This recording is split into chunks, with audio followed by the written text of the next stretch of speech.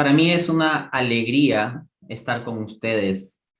En diversas ocasiones he dicho que mi esperanza está en los jóvenes. Cuando yo veo cómo van las estructuras del mundo, la economía, la política, las discusiones filosóficas y teológicas, pues la verdad que me surge mucho la tendencia de viejo amargado. Pero cuando descubro movimientos de jóvenes como ustedes que se organizan por generar un impacto positivo en la sociedad, que quieren que las personas piensen y esto se haga con valores, pues a mí me da una chispita de esperanza. Así que estoy agradecido con ustedes por existir, por organizarse así, por la invitación que me han realizado. Muchas gracias por sus palabras iniciales, profesor Dante. Y bien, pasando a los ejes temáticos de esta entrevista, la primera que vamos a tocar es acerca de la filosofía. ¿Por qué decimos poner primero este eje? Personalmente considero que la filosofía, como bien se ha dicho, es madre de todas las ciencias. Entonces, personalmente yo le doy un valor muy importante a la filosofía, porque más allá de cuestiones quizás científicas, naturales o sociales, considero que antes o preexistente a ello está el mundo filosófico. En ese sentido, haré las siguientes preguntas, comenzando por una que es de carácter un poco reflexivo, como al mismo tiempo es la filosofía misma, ¿no? Stephen Hawking es un famoso físico al cual el profesor Dante también le dedica un video de refutación sobre el ateísmo. Comentó hace años antes de su muerte, recordamos que él falleció en el año 2019, que la filosofía había muerto. Hacía hincapié en el avance científico, tecnológico y que la ciencia había superado a la filosofía. En ese sentido, profesor, quisiera preguntarle si usted está de acuerdo o en desacuerdo con el doctor Hawking de que la filosofía ha muerto y en esta ocasión, en esta época, ¿no? Ha sido reemplazada por la ciencia. Bien. Esa es mi primera respuesta ante la afirmación de Hawking, una risa, porque como ya señalaba el filósofo francés Blaise Pascal, el mero hecho de desdeñar la filosofía o de burlarse de la filosofía ya es hacer filosofía. Cuando Stephen Hawking escribe en su libro que la filosofía está muerta, está haciendo mala filosofía. Ese no es un resultado experimental que Hawking haya obtenido en el laboratorio.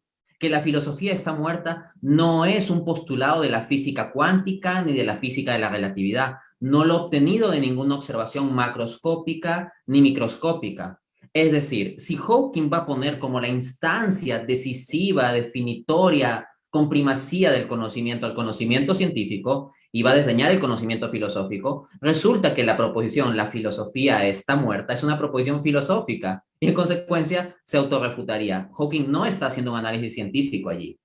Lo que sucede es que los medios de comunicación hoy en día, pues a los expertos les preguntan de todo. Y asimismo, los expertos tienen la manía de hablar de todo. Entonces, pues hay alguien que es un excelente atleta, que es un deportista impresionante, y le hacen preguntas sobre religión. Y da su opinión el atleta sobre cuestiones religiosas y sale en los periódicos. Por ejemplo, si gente como Lionel Messi o Cristiano Ronaldo dieran alguna opinión sobre alguna cuestión religiosa, va a salir en los periódicos. Pero ellos no son ninguna autoridad ni gente formada sobre tal cuestión. Asimismo, se da con el caso de científicos que automáticamente, como a la ciencia se le da tanta importancia en nuestra sociedad, pues se le da cabida también a sus opiniones sobre arte, sobre estética, sobre deporte, sobre literatura y sobre filosofía y teología. Entonces, lo que me encuentro es que cuando uno ve los escritos de Hawking y las argumentaciones de Hawking, él no tiene un sólido marco filosófico o epistémico, pero se pone a hablar con mucha facilidad sobre esas cosas. El que él sea un hombre extremadamente formado en el asunto científico no lo valida automáticamente como una autoridad para la cuestión filosófica. Adicionalmente, encontramos que precisamente el desprecio que Hawking hace de la filosofía lo lleva a risibles equívocos. Por ejemplo, en su libro, donde él dice esa frase, es el capítulo 1 del libro El Gran Diseño, el cual publica en el año 2010 con Leonard Lodinou. Pues bien, en el mismo libro, Hawking dice: porque existe una ley como la gravedad, el universo puede crearse a sí mismo desde la nada y lo hará. El punto es que proponer una autocreación de la nada es un absurdo. Claro que ahí Hawking lo que sucede es que está cayendo en una imprecisión conceptual, porque cuando él habla de nada, en lugar de ceñirse al correcto concepto filosófico como ausencia absoluta de ser, le llama nada al vacío cuántico. Y resulta que ni siquiera el vacío cuántico llega a ser una explicación suficiente porque todavía podemos preguntar, ¿qué es lo que inició el vacío cuántico? Es decir, si se quiere explicar el inicio del universo, apelando a que surgió de un vacío cuántico, todavía queda la pregunta de dónde surgió ese vacío cuántico. Y uno dirá, no, es que ese vacío cuántico no surgió, es eterno, siempre estuvo allí. Sin embargo, tal afirmación no sería plausible a la luz de la ciencia.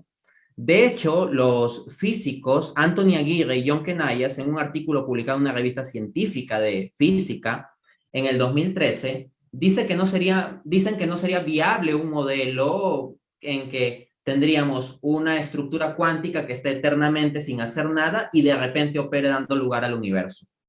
Entonces, ya las conceptualizaciones de Hawking se vuelven implausibles allí. Al mismo tiempo, querer poner a competir a la ciencia y a la filosofía es, en ocasiones, para ciertos propósitos, tan absurdo como poner a competir a un mono y a un pez respecto a su habilidad para trepar árboles.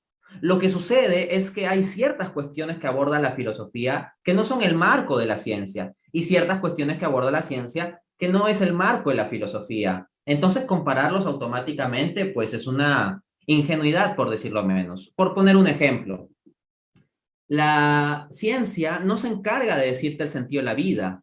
La pregunta, ¿cuál es el sentido de la vida?, no es una pregunta de por sí científica. Y la respuesta a la pregunta, ¿cuál es el sentido de la vida?, no es que te lo dé las ciencias.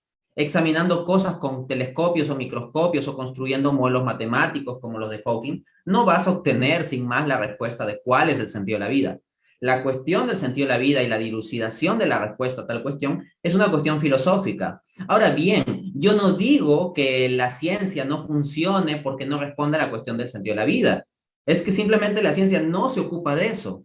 Pues análogamente como yo no desdeño a la ciencia porque no responde a la cuestión del sentido de la vida, sino que entiendo que la ciencia opera bien en sus límites, Hawking debería entender que hay un marco distinto, un rango epistémico distinto de la filosofía. Y su ignorancia en filosofía lo lleva precisamente a no entender tal distinción. Excelente, profesor Dante. Y siguiendo con la respuesta, por ejemplo, usted estaba comentando de que actualmente en este mundo es como que un poco parlanchín, ¿no? Todo el mundo opina de todo y al final como que no se entiende en sí lo que se opina. Entonces esto me lleva al origen del por qué pasa esto. Y mientras usted está respondiendo, yo estaba pensando, ¿acaso esta será una consecuencia, lo que decía Hawking y lo que menciona usted, de un extremo cientificismo? O sea, el creer que la ciencia lo puede todo en este mundo, o por el contrario, sería una consecuencia, por alguna manera decirlo, de una filosofía extrema o llevada a sus extremos, como es la cuestión del posmodernismo, ¿no? Porque como bien sabe actualmente, muchas veces se dice que vivimos en realidad en un mundo posmoderno, en el que no importan los hechos, sino más las interpretaciones y lo que hay un gran relativismo moral.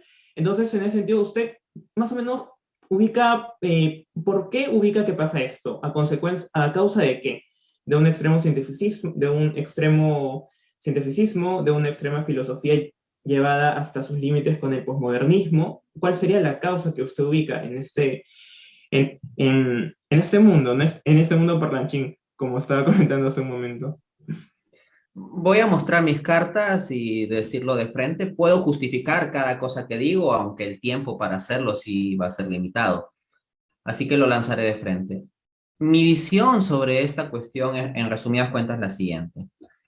En la Edad Media, lo que nosotros tenemos es una síntesis entre fe y razón. Entonces, la filosofía piensa en términos de una síntesis entre fe y razón y por lo tanto hay que pensar racionalmente sobre Dios, sobre el alma, sobre el sentido de la vida, sobre las virtudes morales, sobre los valores. Entonces no estaba dejado a la arbitrariedad o preferencia de cada uno, sino que había que tener esto dentro de un armazón racional. Luego, en la época moderna, la filosofía moderna va a desdeñar tal tradición escolástica y va a centrarse en una razón que desdeña la fe. que deja de lado la fe. De hecho, el propio Immanuel Kant, que puede considerarse como el más influyente de los filósofos modernos o el culmen o centro de la filosofía moderna con todas sus equívocos y herejías combinados, Kant dice en la crítica a la razón pura que tuve que dejar de lado la fe, perdón, tuve que dejar de lado la razón para dar espacio a la fe. Eso es lo que explica Kant. Entonces, en Kant ya no hay una síntesis armónica de fe y razón, sino una dicotomía, una separación. Y en la visión de Kant, la razón simplemente sirve para examinar el mundo fenoménico, el mundo de lo que actual o potencialmente podemos ver y tocar. En cambio, el mundo nouménico, el mundo de lo trascendente, de la cosa en sí, de la sustancia del ser, de Dios, del alma, del libre albedrío, de la eternidad, etcétera, para Kant, pues queda fuera del análisis racional. Entonces, ya eso nos va a llevar a lo siguiente, que Kant, como es un hombre de fe, proclama que Dios existe. O sea, dice que hay valores morales y que hay libre albedrío, pero es porque es un hombre de fe. Pero, ¿qué va a pasar cuando, siguiendo el mismo marco kantiano, haya personas que no tengan fe y que tomen ese marco? Pues bien, eso sucedió. ¿Saben quién se confesaba kantiano? Arthur Schopenhauer. Arthur Schopenhauer se confesaba como profundamente kantiano. Y lo que sostenía Schopenhauer, y creo que tenía mucha razón en ello, es que ser un kantiano más coherente implica dejar de lado a Dios o negar a Dios. Porque claro, si uno es un filósofo y se va a ocupar de lo racional y todo lo que tenga que ver con Dios ya no está en una instancia racional, simplemente déjalo fuera del marco de referencia o niégalo, ¿no? Entonces ya tenemos una filosofía que se guía por la razón, pero habiendo escupido sobre la fe, negándose a la posibilidad de la fe. Es posible las distintas operaciones, o perdón, las distintas exploraciones racionales, siempre y cuando no te metas al terreno de la fe, porque ese terreno es irracional por definición, según el prejuicio de la filosofía moderna. Luego, esa hipercrítica de la razón contra la fe, eventualmente la razón comienza a hacérsela a sí misma. La razón comienza a cuestionarse a sí misma más fuertemente, especialmente desde Kant en adelante, y la razón se vuelve loca. La razón sin la fe se vuelve loca. Y la hipertrofia de la razón, en que la razón renuncia a sí misma, y la filosofía dice, ya no hay verdad objetiva, no hay una racionalidad vinculante, no hay una única lógica, etcétera, no hay una única ética, es la posmodernidad. Entonces, el resumen del proceso sería: Edad Media, síntesis de fe y razón. Edad Moderna, filosofía racional, pero escupiendo sobre la fe, rechazando la fe. Y esa razón, sin la fe, eventualmente se vuelve loca. Y la modernidad devendrá en posmodernidad. Y eso es lo que tenemos hoy en día. Aunque interesantemente el relativismo es muy selectivo, porque en nuestra sociedad nosotros somos extremadamente relativistas para cualquier cuestión moral. En lo que sea moral, ahí sí somos muy relativistas. Especialmente en lo que se refiere a moral sexual. O sea, de entre todos los ámbitos de moral, la moral sexual es la que más se relativiza de todas. Y luego, en cuestión religiosa, también la gente es extremadamente relativista. Cada uno tiene su opinión, cada uno tiene su fe. Todas las religiones son iguales, al final todas llevan a Dios. Entonces, en preferencias también somos sumamente relativistas. En política, al mismo tiempo, bueno, la gente tiene sus distintas elecciones, estamos en una democracia, cada uno puede votar, cada uno puede opinar, cada uno puede fundar un partido. Pero cuando se trata de ciencia, nuestra sociedad en general, no todos, pero gran parte, la mayoría es dogmático.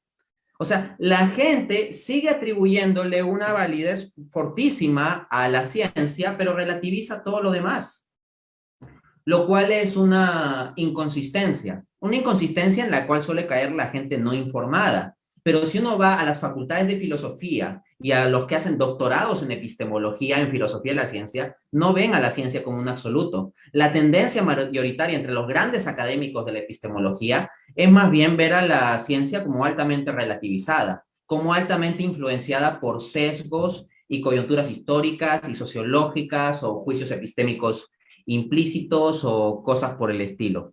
Basta revisar a autores como Thomas Kuhn, Imre Lakatos, Paul Feyerabend para tomar nota de esto. Entonces, profesor, en base a lo que usted ha dicho, ¿podríamos concluir que la filosofía occidental está en pleno apogeo de crisis? Porque, por ejemplo, ¿no? En China o en la filosofía oriental en general, no se ve tanto este campo de crisis, porque justamente ahí no impera una religión, o sí, una religión muy influyente, como en Occidente es el judeocristianismo. ¿Usted cree que la filosofía occidental, estando en crisis, se puede reponer en base a una vuelta a la fe? ¿O cuáles serían sus apreciaciones al respecto? Sí, yo lo diría así de frente, ¿no? Es decir, en la filosofía occidental lo que hemos encontrado es que la razón se vuelve loca y se suicida, se mata a sí misma dividiendo en posmodernidad porque ha renunciado a la fe. Si la razón quiere volver a ser racional, tiene que retomar la fe. Así es. O como mínimo la apertura a la fe. El rechazo dogmático de la fe es un límite de la filosofía. O sea, yo no digo necesariamente que la filosofía por dogma tenga que comprometerse con la fe, pero tampoco debe suceder que la filosofía por dogma rechace la fe y diga, no, solo podemos hacer filosofía si es que asumimos un ateísmo o un agnosticismo. No, lo que tiene que hacer la filosofía es estar abierta a esta cuestión e ir explorando. Y precisamente como tengo la convicción clara y justificada de que las proposiciones de fe son verdad, una filosofía genuinamente abierta a la cuestión de la fe y que genuinamente comience a investigar y explorar, bien volverá a tales proposiciones, digamos, de forma libre. Yo creo que podríamos denominar también este periodo como un tipo de arrogancia de la razón, si es que se me permitiese un poco ese término, ¿no? En cómo se ha llevado la razón a sus extremos. Esto es algo que también mencionaba usted en su entrevista con Miklos Lukács, si es que no me equivoco, cuando hablaron acerca de la fe y razón. Y siguiendo ya para finalizar este eje temático, bueno, es conocido que usted es un tomista por excelencia. Cualquiera que siga su trabajo académico se dará cuenta de ello. Sin embargo, aquí quisiera que nos pueda precisar el por qué es tomista, una pequeña síntesis, porque hay otras preguntas en cuestión, ¿no? Y al mismo tiempo, la antítesis, ¿cuál es la filosofía o la corriente que menos le agrada en ese sentido y por qué?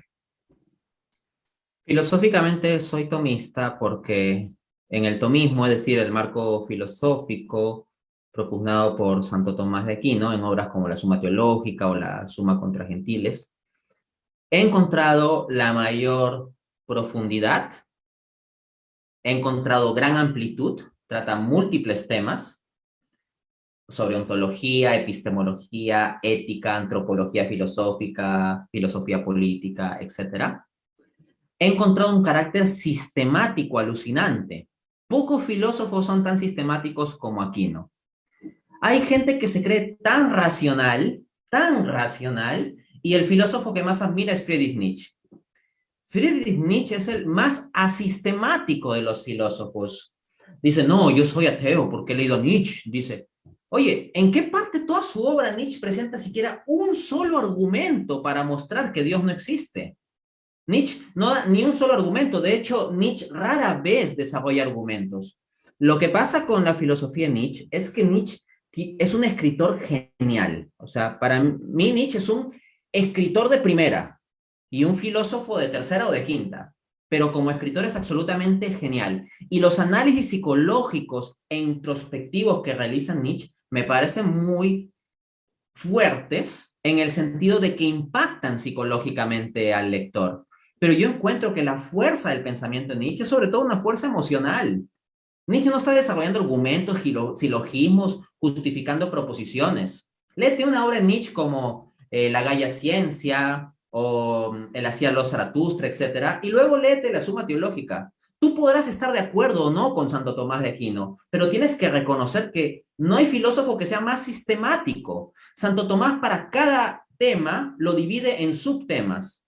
O sea, las partes las divide en cuestiones y las cuestiones encima las divide en artículos. Entonces, subtemas.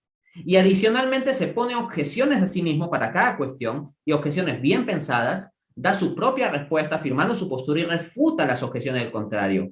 Yo cuando me he leído a Kant, por ejemplo, que he visto como uno de los filósofos más sistemáticos y rigurosos, Kant de cada cosa que dice no se pone a refutar las opiniones contrarias. En diversas ocasiones interactúa con opiniones contrarias, pero no es sistemático en a cada rato, por cada cuestión, refutar las visiones contrarias o plantearse objeciones a sí mismo. Santo Tomás sí lo hace. No he visto en toda la historia de la filosofía alguien que sea más sistemático y más riguroso en plantearse objeciones a sí mismo y responderlas que Santo Tomás. al mismo tiempo, cuando hablo de la profundidad de su filosofía, voy a la cuestión de que va al fondo de todo. Esto es Dios. En la Suma Teológica hay un preámbulo, que es la primera cuestión sobre la doctrina sagrada, y la cuestión 2 es la existencia de Dios. Y Santo Tomás comienza a entender todo lo demás a partir de Dios. No pone a Dios como una cosa accesoria o derivada, sino que es el punto de partida. Y efectivamente es la forma más coherente de comprender las cosas, porque si Dios existe, entonces hay una instancia fundante del ser desde la cual hay que entender todo lo demás, porque todo se deriva de ahí, y la mejor forma de entender todo sería así, partiendo de la existencia de Dios, la cual habría que garantizar primero, demostrar primero, como bien hace Santo Tomás con las 5 vías, y luego proseguir. Ahora, si Dios no existe, entonces ya no hay un parámetro para la racionalidad. En realidad, todo deviene en el absurdo. Y esto sí lo reconocía Nietzsche en su poema El Loco, en el aforismo 125, La Gaia Ciencia. El propio Nietzsche dice, hemos matado a Dios, nosotros lo hemos matado, Dios ha muerto, pero también dice, ¿acaso ya existe un arriba y un abajo? ¿Hacia dónde girará la Tierra por el vacío del espacio infinito? O sea, el propio Nietzsche entiende que ya no hay una escala objetiva de valores que Dios, si es que Dios no existe. Claro que lo que Nietzsche dirá es que el superhombre puede autoconstruir sus propios valores, pero el superhombre me parece una cuestión de mitología, a decir verdad. Luego, ¿cuál es el marco filosófico que menos me gusta? Esta es una cuestión de preferencias, ¿no? El que menos me gusta, si hablamos de gustos, es el positivismo lógico, o sea, la filosofía analítica en la vertiente positivismo lógico. Lo primero que yo he mencionado en mi valoración de Santo Tomás es su profundidad, porque Santo Tomás habla de las cuestiones del sentido de la vida, del destino del hombre, del origen, de la existencia de Dios. En cambio, el positivismo lógico simplemente dice, todas esas cuestiones son puros juegos de lenguaje que son absurdos. Y esos juegos de lenguaje que no tienen sentido no son parte de la filosofía. Entonces, lo que es más importante de la filosofía, aquello a lo que más se requiere que dé respuesta a la filosofía, el positivismo lógico dice, no, es que eso son proposiciones sin sentido, no podemos dilucidarlas, ni bien el caso que las dilucidemos. Entonces, en cierto modo, veo al positivismo lógico, a la filosofía analítica, bajo la vertiente positivismo lógico, como la negación misma de la filosofía, el renunciar a la filosofía. De ahí que eventualmente se venga a decir que la filosofía simplemente se ocupa del análisis del lenguaje. Hay filósofos de esa vertiente que dicen eso en línea con ciertas frases de Wittgenstein. Y eso debería dar vergüenza. O sea, decir, la filosofía simplemente se dedica al análisis del lenguaje. Es como que yo diga, yo de turbina nomás me dedico a trapear el piso y dejarlo limpio para que la gente ahí camine. Y quien va a caminar es la ciencia. Y nosotros simplemente le limpiamos el piso. Es una tontería, la verdad, reducir la filosofía a eso. La verdad me pareció una respuesta... yo pensé que me iba a decir o la filosofía marxista o la filosofía liberal, personalmente, pero me sorprendió con la respuesta del positivismo. Le Lo que comentaré pasa es que... que el marxismo y el liberalismo son rangos de filosofía política. Entonces, en cuestión de filosofía política, yo estoy muy opuesto a ellos. No obstante, para mí la batalla fundamental es en el campo ontológico, ¿no? Y el positivismo lógico sí me da cólera en términos de gustos porque ellos ni siquiera quieren entrar a ese debate, simplemente dicen, ese debate es absurdo, ¿no? Como dijo Capitán Perú, no se pregunta por el ser, con mayúscula. Claro, claro, sí entiendo. Mire, le comentaré que aquí en Perú, en academia, por ejemplo, en academia preuniversitaria, no sé, quizás como habrá sido en su época, se nos enseña Santo Tomás de manera muy superficial, como usted lo mencionó en una ocasión, sus 5 vías y punto, ahí sacamos lo único. En cambio, por ejemplo, en cuestión de sistematismo se nos enseña a admirar a Hegel, por ejemplo, se lo tilda de el gran sistematizador, el último gran sistematizador de la filosofía, e incluso también se lo pone cercano a él a Marx. Bueno, a nivel preacadémico, aquí en Perú. Eso le comentaré como dato curioso. Sistematizador a alguien que negaba el principio no contradicción. Qué locura. Cuestiones, como usted dijo una vez, solo pasa en Perú. Y siguiendo con Santo Tomás de Aquino y pasando ya a un plano religioso, Sí. esta es una pregunta un poco más introspectiva, ¿no?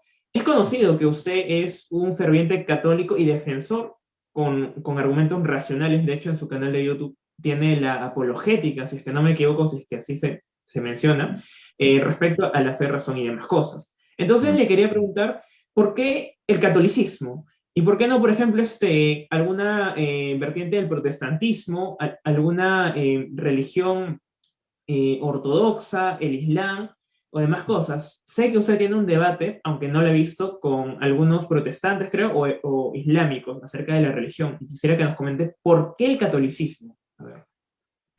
Ok. Eh, Como decía Chesterton, el gran escritor católico inglés, tengo muchas razones de por qué soy católico, pero al final todas se reducen a una, porque es la iglesia verdadera. O sea, así de simple, esa es la razón por la que soy católico. No es por una cuestión de preferencias personales o por algún provecho o beneficio que yo saque de ello. En términos de preferencias personales, mis preferencias personales estaban totalmente en contra del catolicismo. En tanto, yo comencé a investigar sobre filosofía y teología precisamente para destruir intelectualmente la Iglesia Católica. Es decir, mi enfoque es de odio a la Iglesia cuando yo inicio este camino. Así que no es que el catolicismo sea un cumplimiento de expectativas, más bien era lo que yo no me esperaba, lo que yo no me esperaba. Luego, tampoco se da por una cuestión, digamos, de explicación de orden social o económico o hedonista o lo que sea. En el mero plano humano, yo no tengo un beneficio, pues, remarcable por ser católico. Más bien lo que muchas veces me he encontrado es con desprecio, discriminación, incomprensión, falta de apoyo, etcétera. Y en la misma iglesia, a nivel pastoral y administrativo, hay bastantes problemas y la apologética no está de moda hoy en día. Otra cosa sería que yo hubiera nacido, no sé, por ejemplo, en el siglo XVII, en el contexto de la Contrarreforma, en que la apologética estaba muy de moda y pues se le daba mucho apoyo y fuerza y todo eso. Hoy en día ese no es el contexto. Creo que la apologética se necesita más que nunca, pero al mismo tiempo se la desprecia más que nunca. Entonces, tampoco es por una cuestión de miramientos humanos que yo estoy comprometido con la fe católica, ni tampoco porque tengo una expectativa humana respecto a la iglesia. Aquí no se trata de que me tenga que caer bien el papa o los obispos, o que me parezca bien las tendencias administrativas o pastorales de la iglesia actual o de las últimas décadas o de toda la historia. De hecho, cuando yo me convertí al catolicismo, yo creía en la gran mayoría de leyendas negras contra la iglesia. Yo estaba enfocado en la cuestión de la verdad. ¿Cuál es la doctrina verdadera?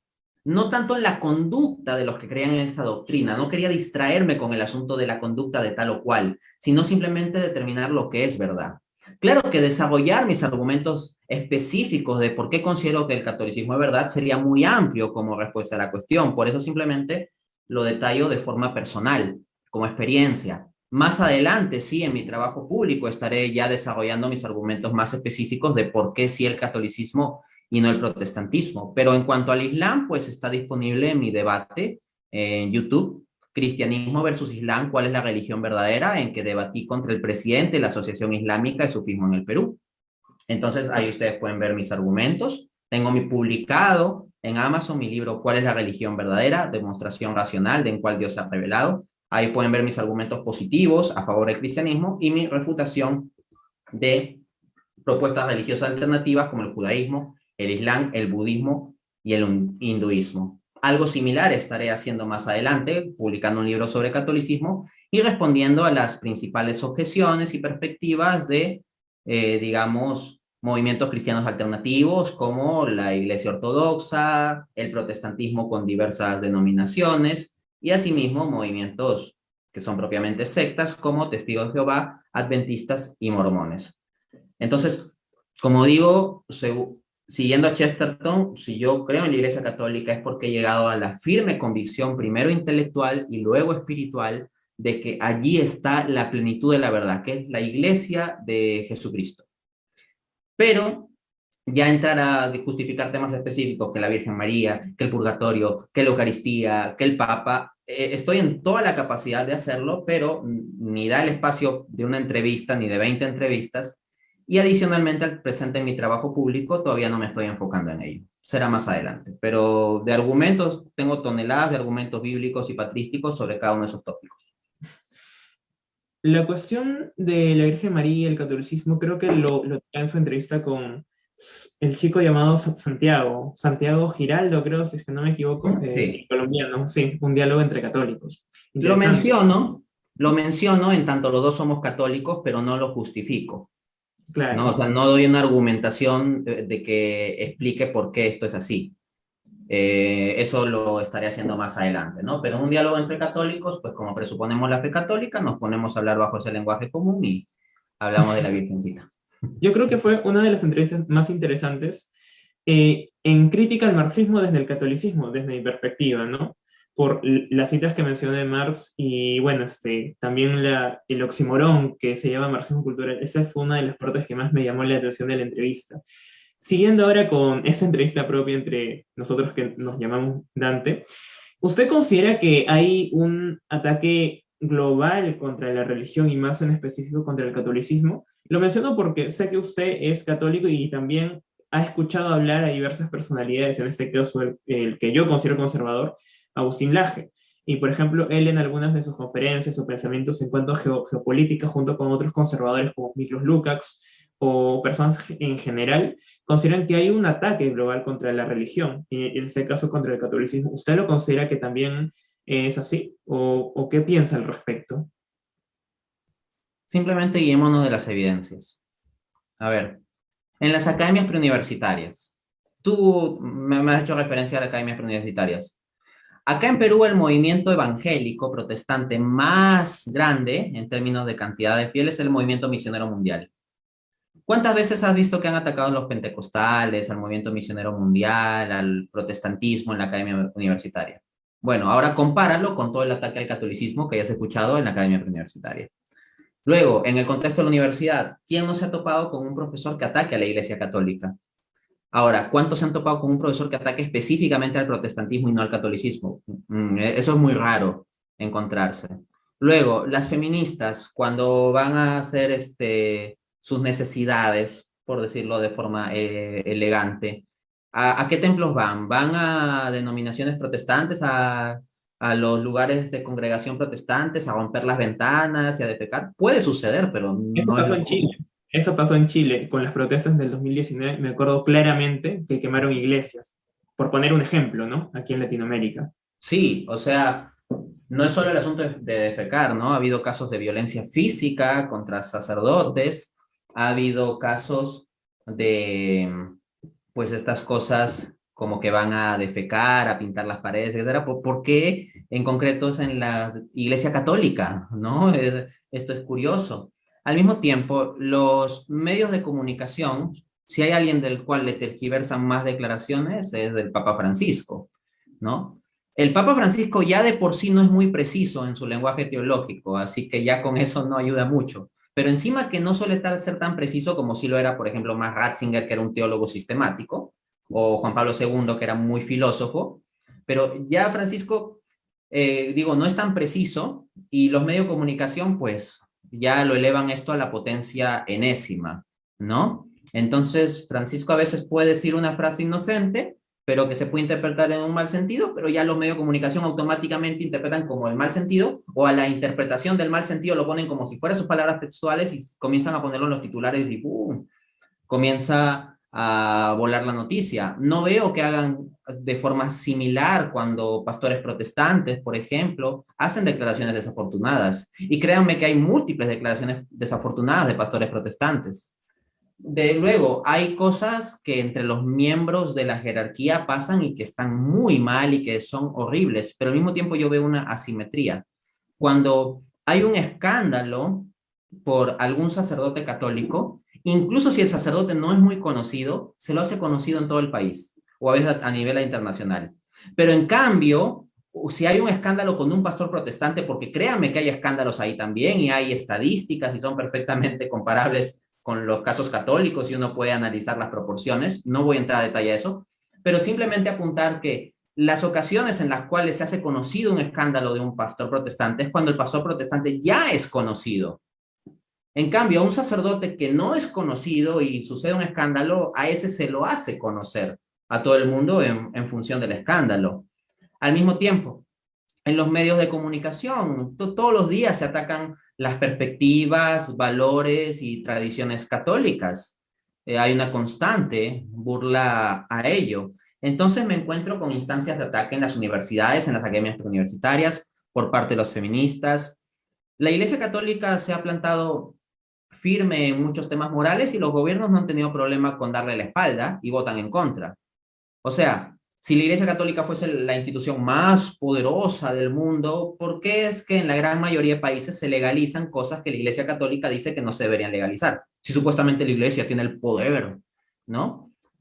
Entonces sí, lo que yo me encuentro es con un ataque sistemático. Y de otro lado, no es común que la gran mayoría de creyentes católicos se la pasen atacando al protestantismo. La mayoría de creyentes católicos son tibios y ni les interesa su fe, a decir verdad.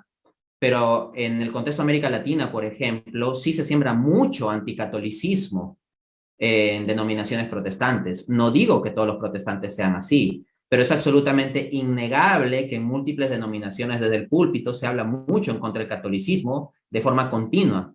En cambio, yo me he encontrado rarísimas veces que en una homilía de un sacerdote en misa se habla en contra del protestantismo. Entonces yo creo que las evidencias son claras sobre este punto. Sí, y de hecho, respecto al Papa y a la tergiversación de sus declaraciones, yo al menos lo veo como que, por ejemplo, no es querido por los protestantes, no es querido mucho por a veces un mundo más, entre comillas, ¿no? Liberal o libertario, por las declaraciones que hace acerca del neoliberalismo, de la riqueza y demás cosas, y tampoco por un sector de la izquierda, porque lo consideran como que alguien muy tibio. Al menos yo estoy notando de que distintas ideologías o perspectivas están atacando justamente a la iglesia, y más en específico al Papa, porque yo lo estoy viendo como una figura un poco débil. No sé si es que me estaré equivocando acá.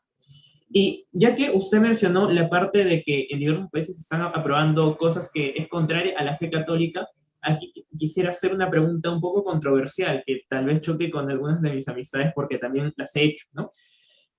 Al menos en mi círculo cercano y un poco lejano, tengo personas que son católicas, que a pesar de su fe católica, por ejemplo, están a favor del aborto, a favor del matrimonio homosexual. Y yo a veces les echo una crítica, ¿no? Pero, oye, eso no es contradictorio con lo que tú crees, con lo que tú profesas, etcétera. Y han dado una cierta justificación moral, espiritual, ética, etcétera, ¿no? Para usted como católico, alguien que es católico, que pertenece a la Iglesia Católica, debería estar a favor del aborto o el matrimonio homosexual, ¿y por qué? Te comienzo dando un dato. En la fe católica o en el marco administrativo de la Iglesia Católica existe algo que se llama excomunión late sentencia. Excomunión late sentencia quiere decir excomunión automática, y excomunión significa que alguien queda fuera de la iglesia, es decir, ya no es católico. Pues bien, una de las cosas que establece el derecho canónico es que si alguna persona contribuye con un aborto, ¿no? Promocionando esto, etcétera, pues se le aplica tal excomunión. Entonces, ese es el derecho canónico. Ahora, que eventualmente pueda haber obispos, incluso de importancia, que sean laxos en la aplicación de esto o en la ponderación de esto, o que pueda haber personas que lo desconozcan, no quita que ese sea el marco de la fe católica.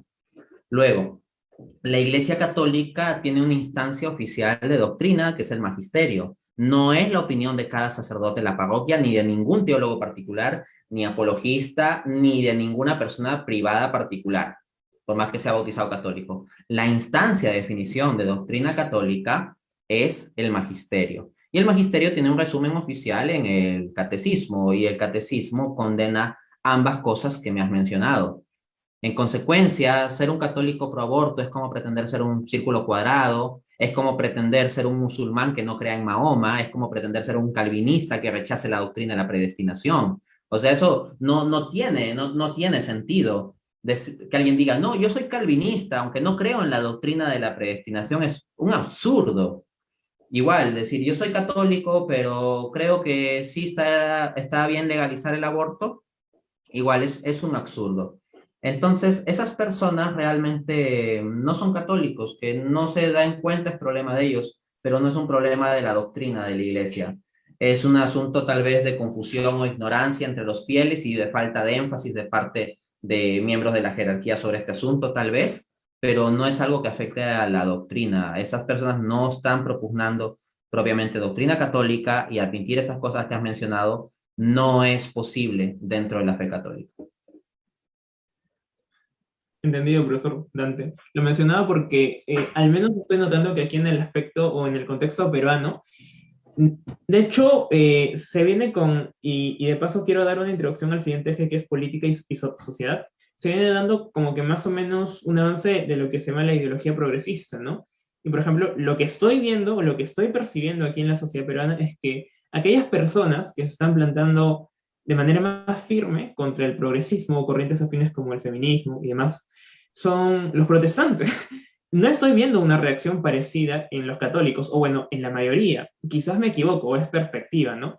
Pero, por ejemplo, noto muchos católicos que permiten el aborto en ciertas circunstancias, permiten el matrimonio homoparental, la cuestión de la eutanasia, etc. Entonces, al menos me llama la atención y me parece un poco preocupante, justamente siendo católico. Pero como usted menciona, no es problema de la iglesia ni del magisterio, sino es problema tal vez de ellos mismos. Es como que, no sé, que alguien se profese comunista o marxista y no incentive la lucha de clases, por poner un ejemplo así, un poco análogo, ¿no? Y Sí, justamente, efectivamente. Sí, sí, sí. y como mencionaba, la cuestión del progresismo actual, ¿no? Para pasar al eje 3 que es acerca de la Mm. política y sociedad. Hay un personaje que lo voy a volver a mencionar Antes por... de pasar a eso, solo un apunte breve para que quede muy preciso esto. Las ¿Sí? personas bautizados católicos que no toman acción respecto a estos asuntos, no es porque sean más católicos, es porque son menos católicos. Y por tanto, la solución a este asunto es simplemente más catolicismo. O sea, la cuestión de que los católicos salgan a apoyar con más fuerza a la causa provida, por ejemplo, esa es una cuestión de ser más católico, de más catolicismo. En consecuencia, la solución a este problema no es menos catolicismo como que ellos se pasen a ser protestantes, no, es que comiencen a ser coherentes con su fe católica. Bueno, pasamos al siguiente eje. Sí, porque esta frase de con mis hijos no te metas, que se hizo muy famosa en 2017, creo que usted le recordará, fue impulsada principalmente por protestantes, no por católicos. Yo en ese tiempo era muy inocente para distinguir y pensé que, o sea, todo el mundo creyente estaba ahí. Pero después, cuando pasó el tiempo y ya fui distinguiendo algunas doctrinas, ideologías, me di cuenta de que no, de que eran más los protestantes, ¿no? Y justamente pasando al tema de política y sociedad, creo que es importante, aunque no comparto mucho de sus tesis, volver a mencionar al politólogo Agustín Laje. Para él, en su libro negro de la nueva izquierda, que al menos yo soy muy crítico en algunas cosas, ¿no? Es el principal ideólogo y promotor acerca de lo que se llama, o el concepto, mejor dicho, de ideología de género, que actualmente está en boga en países de Latinoamérica, de Europa, que esto trae consigo la cuestión del aborto, el matrimonio homosexual, como diría quizás Márquez en el segundo capítulo, la homosexualización de la sociedad, etcétera, ¿no? ¿Usted considera que existe la llamada ideología de género? Personalmente, y aquí quizás podamos chocar un poco, ¿no? Yo considero que no por algunas cosas, y a usted lo escuché decir en la entrevista con Santiago Giraldo que sí, pero no escuché un fundamento, me gustaría escucharlo y quizás generar un tipo de plática respecto a este tema que es muy controversial. Bien, básicamente, cuando tú tienes un término compuesto como ideología de género, requieres una definición de estas instancias. Y hay debate filosófico sobre la definición del término ideología. Entonces, yo creo que la cuestión puede pasar un poco por ahí, porque hay distintas acepciones de ideología. Por ejemplo, la metodología de Laje o Márquez es tomar tal acepción de ideología, luego dicen que se cumple en esta cuestión del género, que hay un movimiento que está propugnando esto y por lo tanto que existe. Yo podría análogamente tomar algún diccionario, alguna enciclopedia, sacar una definición de ideología y decir, sí, en consecuencia esto lo aplico al género y existe. Pero eh, eso puede ser discutible en el sentido de que, bueno, va otra persona a otro diccionario, va a otra enciclopedia, va a otra fuente, o hay mucho debate filosófico sobre la definición de ideología. Así que, si nos vamos a una cuestión de discusión conceptual, gran parte de la discusión sobre si existe o no ideología de género, más que pasar por la cuestión del género, seamos conscientes que pasa por la cuestión de la definición de ideología, precisamente porque hay mucho debate filosófico, como sepa cualquiera que se ha metido a fondo en la epistemología. Y eso así nomás no se puede resolver de modo simplista. Entonces, más allá de, digamos, ponerme a luchar por el término, que no es un término que yo suelo usar, que no suelo propugnar, me parece un poco que simplifica. Yo suelo hablar sobre todo de posmodernismo, de posmodernidad o de posmodernismo. Y dentro del marco del posmodernismo, del relativismo, cuando eso lo aplicas a la identidad sexual de las personas, así como se dice que todas las verdades son relativas o que no hay una moral absoluta o que todas las religiones dan lo mismo, entonces análogamente toda esa lógica aplicada a la cuestión de la sexualidad o la identidad de las personas respecto a ese asunto es, bueno, cada uno crea su propia identidad, cada uno construye lo que es, etcétera, etcétera. Entonces, ese tipo de movimiento y tendencia existe. Yo prefiero enmarcarlo dentro de la categoría de posmodernismo. Ya expliqué en la entrevista con Santiago Giraldo, como bien señalabas, que el término marxismo cultural no me parece para nada riguroso. Entonces yo diría eso. Yo creo que es claro que existe una realidad de relativismo moral y ontológico y epistémico aplicado a la cuestión de la sexualidad. Y eso me parece innegable. Que le llamemos o no ideología de género, pues yo creo que eso puede prestarse un poco más a debates conceptuales, pero la realidad de que existe tal tipo de tendencia, ideología, movimiento, etcétera, como queramos llamarle, es algo real. Yo me ceñiría más al término posmodernismo. Mm, Nótese que yo no suelo decir mucho el término ideología de género por mí mismo. Normalmente lo traen a colación mis entrevistadores o las personas con las que yo dialogo. Yo no repudio el término totalmente, por si acaso, pero tampoco es que lo abrace. Prefiero moverme en las categorías que he mencionado, más bien. Igualmente yo considero que no existe una ideología de género por la, ¿cómo llamarlo? Em, la ambigüedad del término. Me parece demasiado ambiguo el término ideología de género. En vez de eso, yo prefiero usar, y quizás ahí, aquí me dio un poco más de mi crux, el término del progresismo. Para mí, ese término personalmente es el que engloba más porque está más arraigado a la cuestión política en esta ocasión. Pero al final de cuentas, como usted menciona, más allá de los términos importa la realidad, ¿no? Que lo Ujú. llamemos de una u otra manera ya es algo secundario. Igual, Eh, igual coincido contigo en que si habría que hacer un ranking, me parece que el término progresismo es un poco más preciso, al menos para el uso, para fines de debate y argumentación, que ideología de género. Eso sí. sí, Y sí. personalmente yo me decanto un poco más por el término posmodernismo, pero puede ser un poco más por mis inclinaciones filosóficas más que políticas. Claro, al final, progresismo o dice usted de progresismo, del posmodernismo, ambos estamos, o ambos, mejor dicho, están encaminados a una sola causa, que es dar lo que se llama batalla cultural, ¿no? Y aquí Ujú. va la siguiente pregunta. ¿Usted considera que existe una llamada batalla cultural? Sí, la cultura es un campo.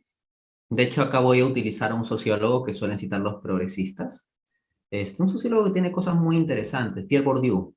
Pierre Bourdieu habla de la teoría del hábitus. En la visión de Bourdieu, los seres humanos existimos en un campo de influencias que van configurando un modo de ser, un conjunto de predisposiciones en nosotros. Eso sería el hábitus. Pues bien, los individuos actuamos conforme a nuestras ideas y nuestras ideas son en gran parte moldeadas por el ambiente social en que nos movemos. Y las ideas en un contexto social e histórico no es más que la cultura. A lo que llamamos cultura es eso, el transcurrir de las ideas en el contexto social e histórico en su acepción más amplia.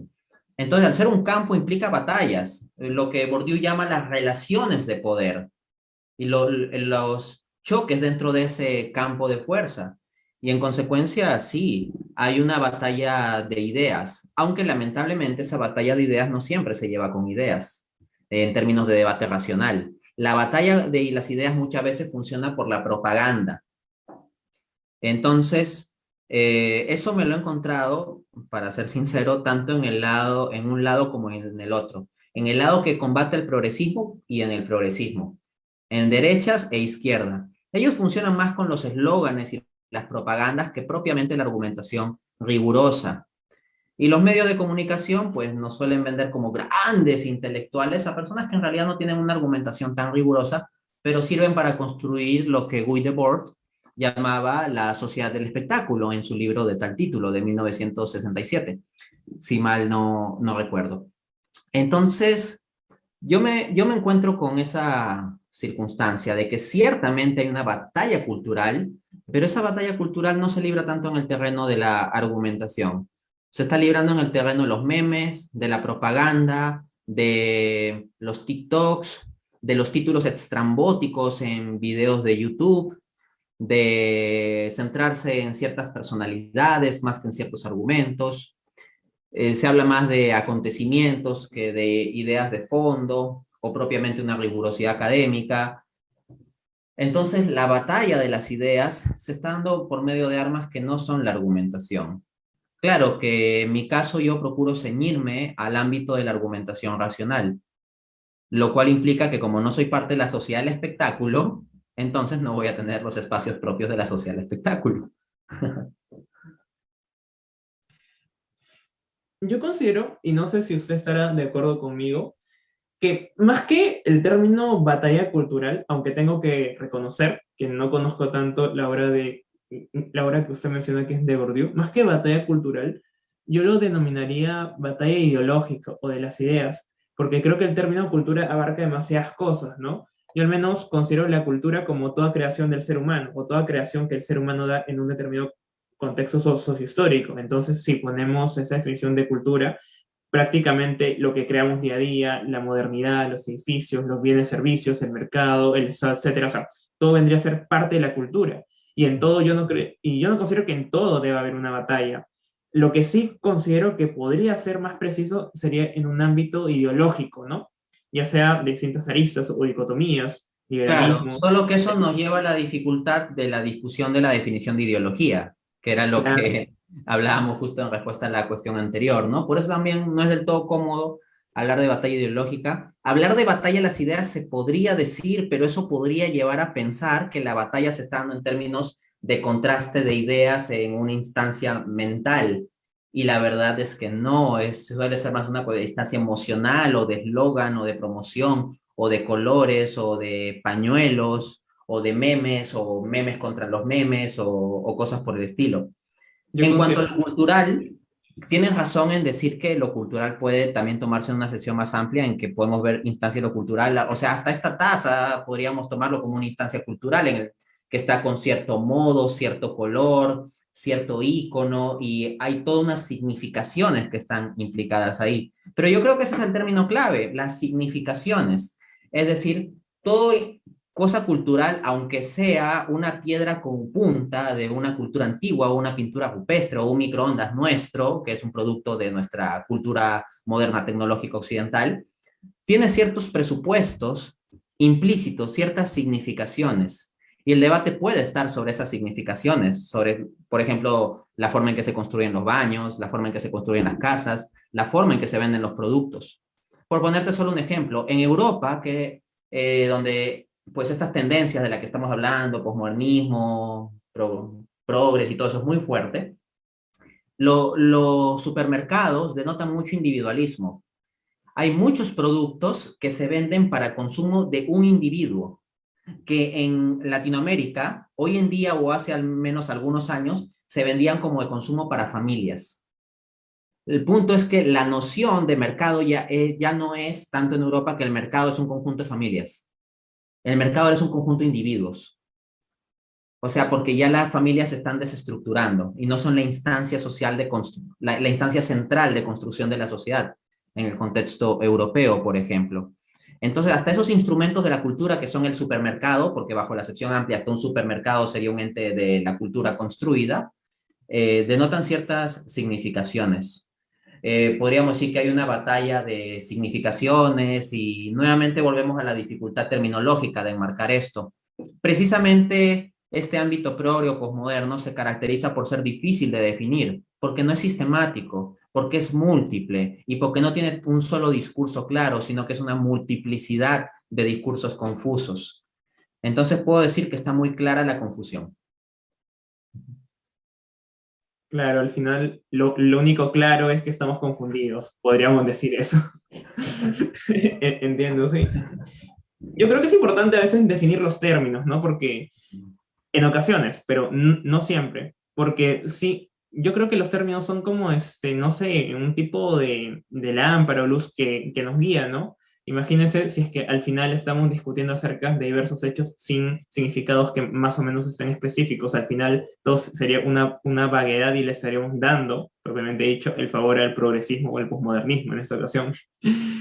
Y Creo que ahora, es una buena analogía y desde ya te manifiesto, me está gustando esta entrevista, me siento contento, me siento cómodo de poder tener una interacción inteligente. Porque mira, ¿qué pasaría si nosotros nos quedamos discutiendo sobre la lámpara? Nos quedamos viendo la lámpara y solo discutimos sobre eso. Sería una tonto, entonces la mera discusión sobre conceptos no ayuda mucho. Pero al mismo tiempo, ¿qué pasa si decimos, no, no importa la precisión conceptual, simplemente importa caminar? Y nos ponemos a caminar en un sitio oscuro sin una lámpara. Sería una tontería también, ¿no?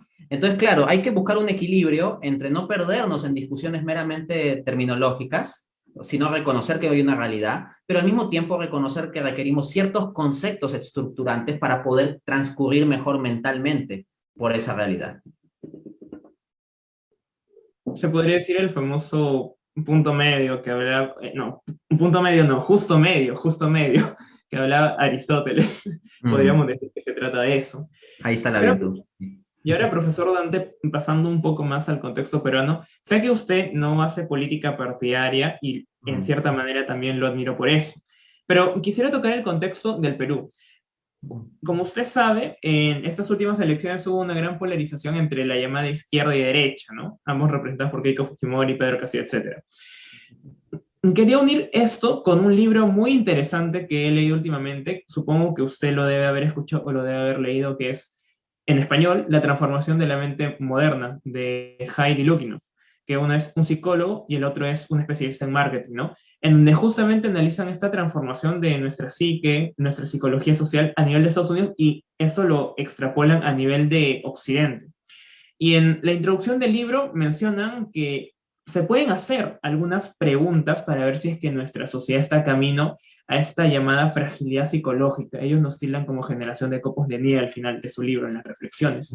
Entonces, por ejemplo, en los enfrentamientos entre la llamada derecha, que a veces es tildada de fascista, y la llamada izquierda, que la terruqueaban, no hay que ser también no objetivos en ese aspecto, no todo izquierdista es terrorista, pero hay algunos que siguen esa tradición de Sendero Luminoso.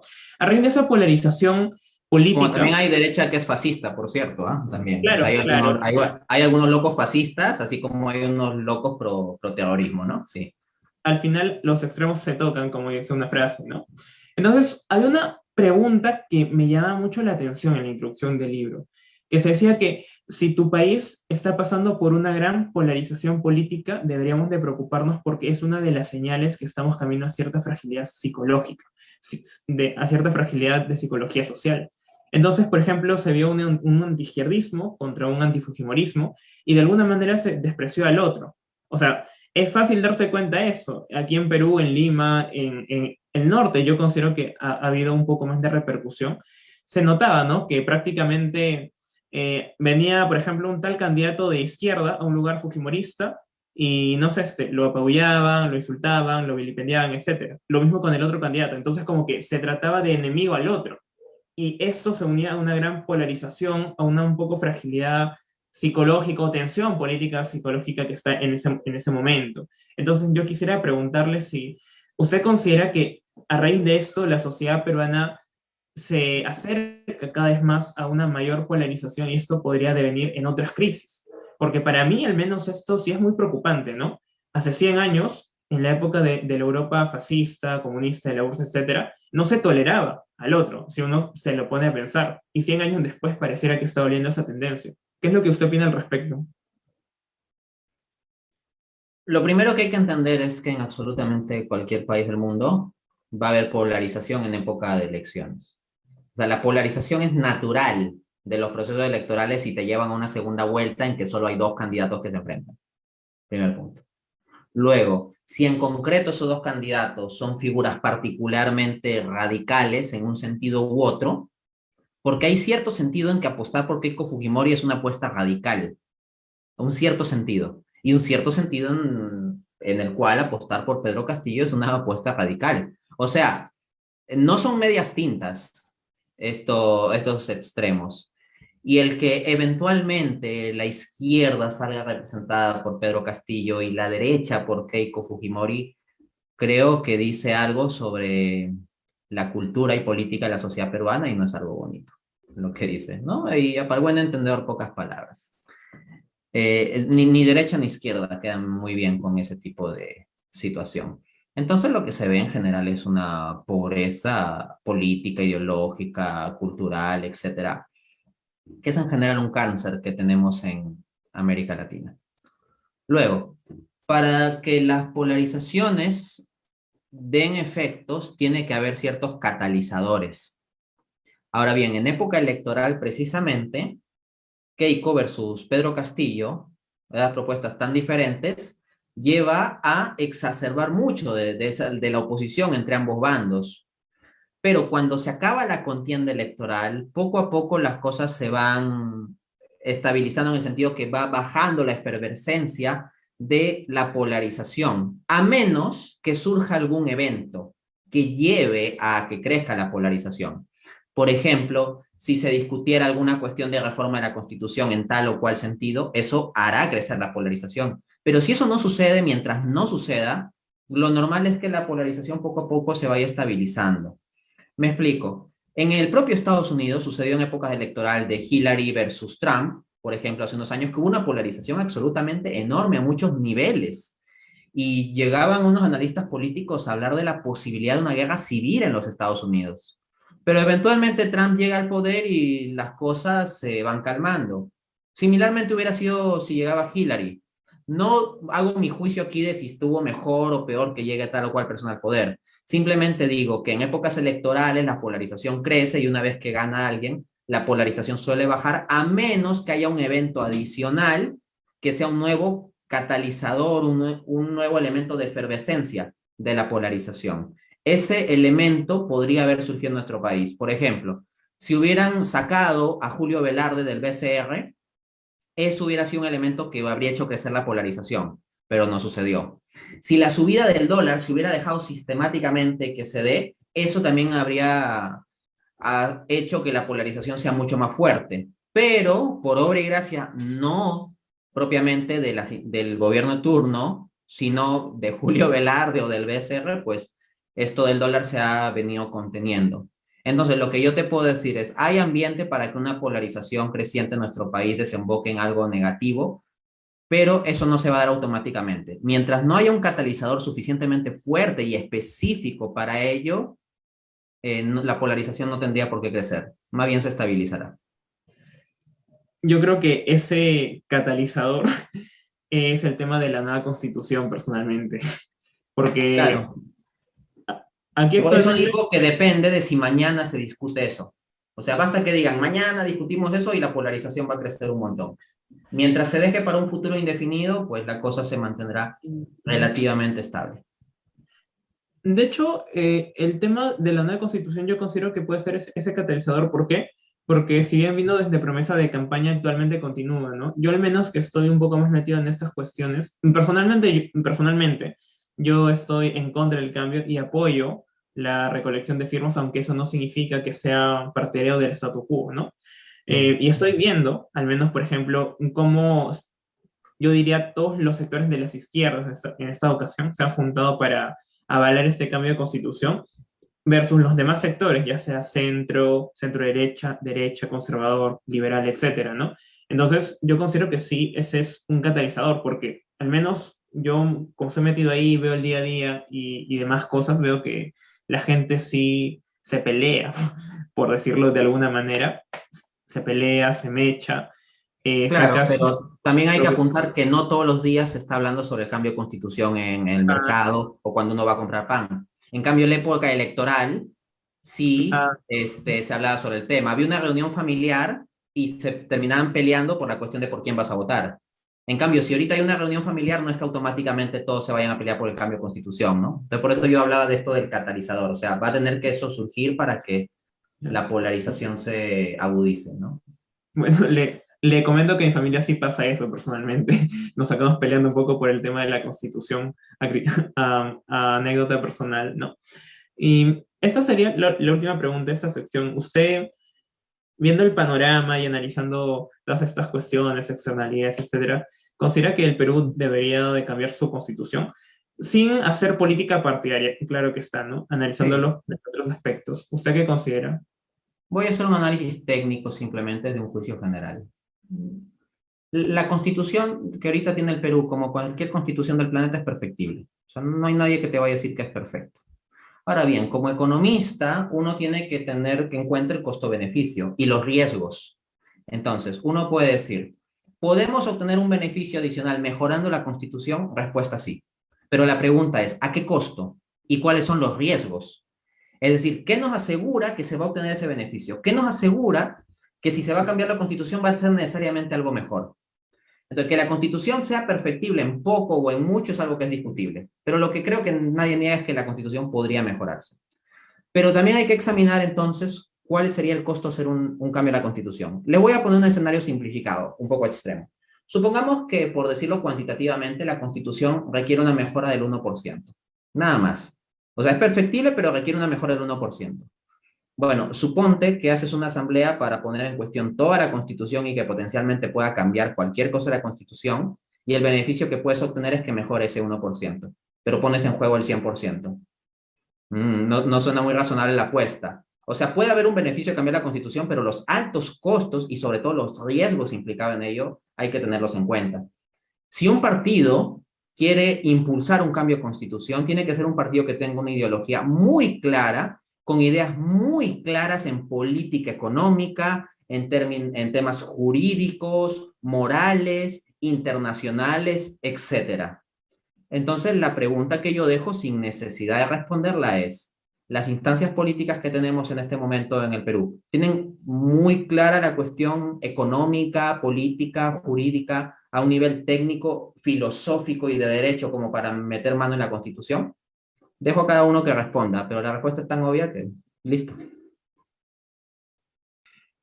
Sí, yo creo que la respuesta es tan obvia, pero no es tan obvia para algunas personas, tanto para izquierda o para derecha. Lo que a mí al menos me molesta a veces de un sector de la derecha es que es muy terca. O sea, siente que esta constitución es perfecta, la llamada derecha bruta y achorada, si es que ha escuchado el término. Y de parte de la izquierda me parece que es una izquierda demasiado, demasiado rancia, que pienso que ha reemplazado el ideal del proletariado por el ideal de una nueva constitución. Al menos esa es mi perspectiva con buena parte de la izquierda. Muchas gracias por las respuestas de este eje y ahora pasamos al último que es de economía. Usted, como bien sabe el público, es un economista, así que este también va a ser un plato fuerte de la entrevista. La primera es una muy genérica, que también, si es que no me equivoco, la brindó en una conferencia con estudiantes de San Marcos hace algo de un mes o 2 meses. Yo estuve en esa conferencia, pero no pude escucharlo por completo. A nivel general, ¿usted considera de qué modelo económico es el que predomina en el Perú, ¿no? Por ejemplo, para los socialistas va a imperar casi siempre un sistema capitalista explotador neoliberal o un sistema semifeudal en algunos casos. En cambio, para algunos libertarios o liberales, yo personalmente en este aspecto me tengo que confesar liberal, ¿no? A veces impera una economía muy intervencionista, muy keynesiana, muy estatista, ¿no? ¿Cuál es su opinión respecto a ello como economista heterodoxo que se autodenomina?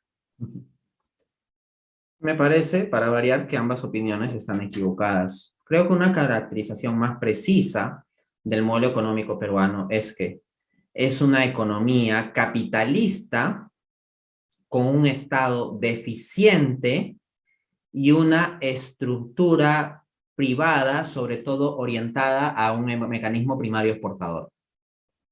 Entonces, hablo de deficiencia tanto en el Estado como en el mercado. No somos una economía estatista o intervencionista a un nivel que suelen decir ciertos liberales. ¿Por qué tenemos miedo de convertirnos en Venezuela? Pregunta. O sea, si realmente ya somos un socialismo prácticamente intervencionista, estatista y todo eso como pintan algunos liberales la economía peruana, ¿por qué tendríamos miedo de convertirnos en Venezuela si ya seríamos Venezuela, supuestamente, bajo ese tipo de lógica? Entonces, si en Perú existe miedo de que nos convirtamos en Venezuela, y si los mismos liberales andan insiste e insiste e insiste en que no nos vayamos a convertir en Venezuela, es porque no somos Venezuela. Así de simple.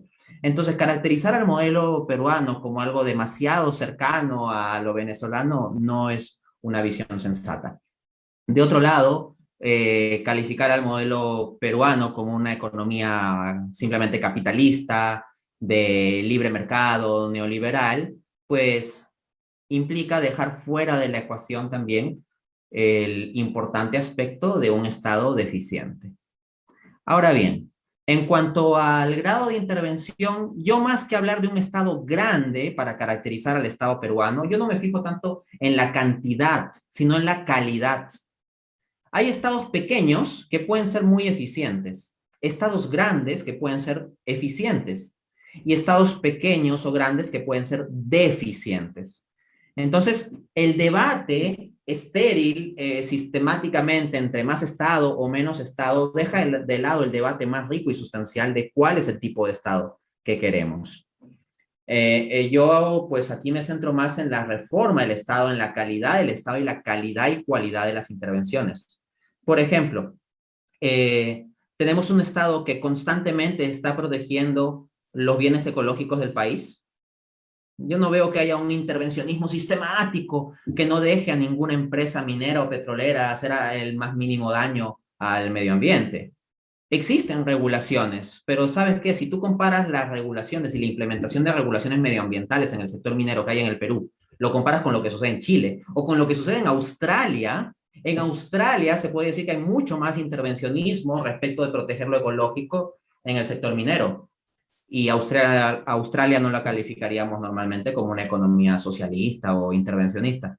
Entonces, para mí lo principal es la calidad de las intervenciones. Y lo que yo me encuentro es que el Estado peruano tiene una muy baja calidad de intervenciones. Una intervención de 10% de Estado peruano y de 10% del Estado de Singapur no va a dar el mismo resultado porque son de distinta calidad. El Estado de Singapur es mucho más transparente, ordenado y eficiente. Entonces, el verdadero debate pasa por allí.